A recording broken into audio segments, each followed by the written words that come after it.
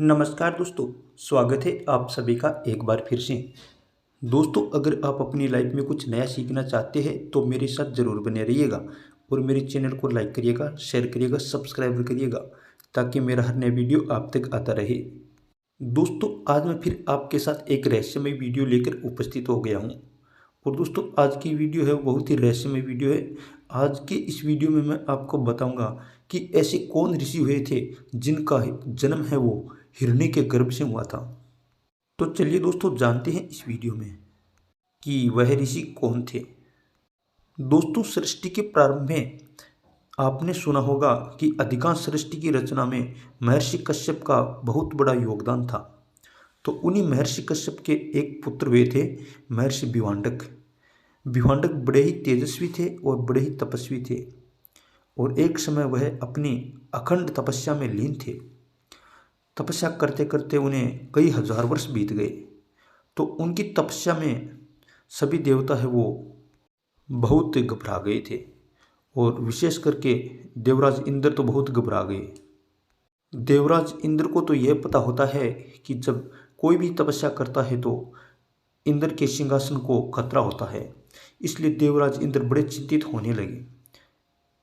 देवराज इंद्र ने महर्षि विभांडक की तपस्या को भंग करने के लिए उर्वशी को भेजा और उर्वशी ने महर्षि विभांडक की तपस्या भंग करने का काम प्रारंभ कर दिया और उर्वशी महर्षि विभांडक के आश्रम के आसपास रहने लगी।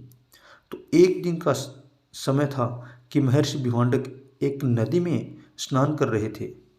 तभी अपने वस्त्र उतार के महर्षि विभांडक नदी के अंदर प्रवेश कर गए और नदी में स्नान करने लगे। तो वहीं महर्षि विभांडक के पास उर्वशी आकर के नग्न अवस्था में स्नान करने लगती है और बड़ी कामुक मुद्रा में उनको दिखाई देने लगी।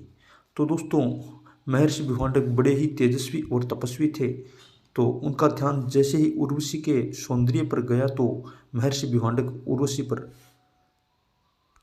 मुग्ध हो गए और उनकी काम वासना है वो जागृत हो गई।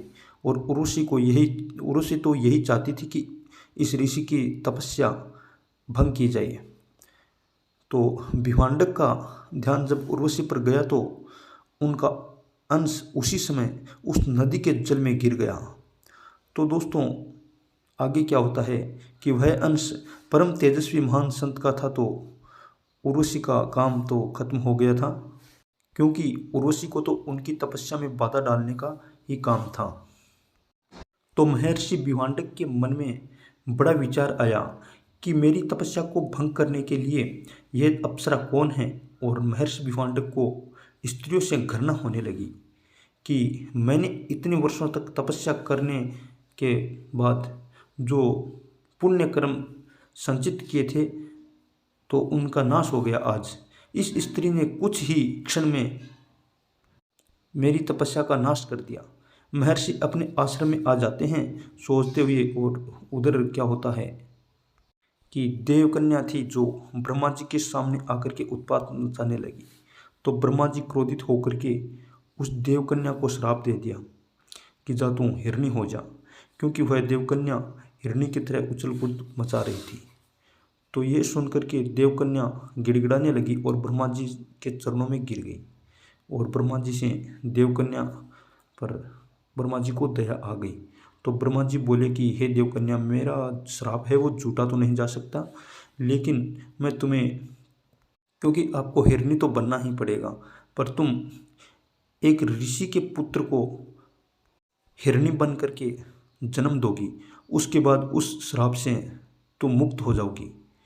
यह बात ब्रह्मा जी के मुख से सुनकर देवकन्या का मन कुछ शांत हो गया और उस समय वह कोई समय आने पर देवकन्या हिरणी बन गई और उसी जंगल में जिसमें महर्षि विभांडक ऋषि रहते थे उसी जंगल में वह हिरणी रहने लगी।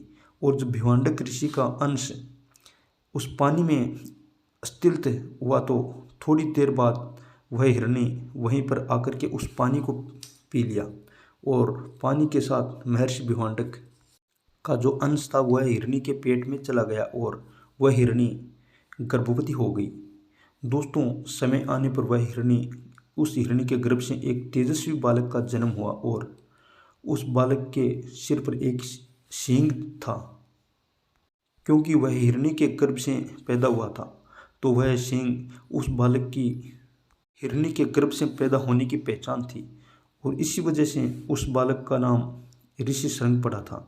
तो दोस्तों, जैसे ही बालक का जन्म हुआ तो वह हिरणी वापस अपने मूल रूप में आ गई, यानी कि वापस देवकन्या बन गई, और उस बालक को महर्षि भिवांडक को सौंप करके अपने देवलोक को प्रस्थान कर गई। महर्षि भिवांडक उस बालक का पालन पोषण करके उसको बड़ा करके, और उस बालक के सिर पर सींग था, उसके कारण ही उस बालक का नाम ऋषि शृंग पड़ा था। दोस्तों, राजा दशरथ को पुत्र प्राप्ति के लिए पुत्रेष्टि यज्ञ उस शृंग ऋषि ने ही उसी के हाथों से हुआ था, जिसके परिणाम स्वरूप श्री हरि विष्णु का अवतार हुआ था, जो भगवान श्री राम के नाम से प्रसिद्ध हुआ था। तो चलिए दोस्तों, वीडियो को यहीं विराम देते हैं।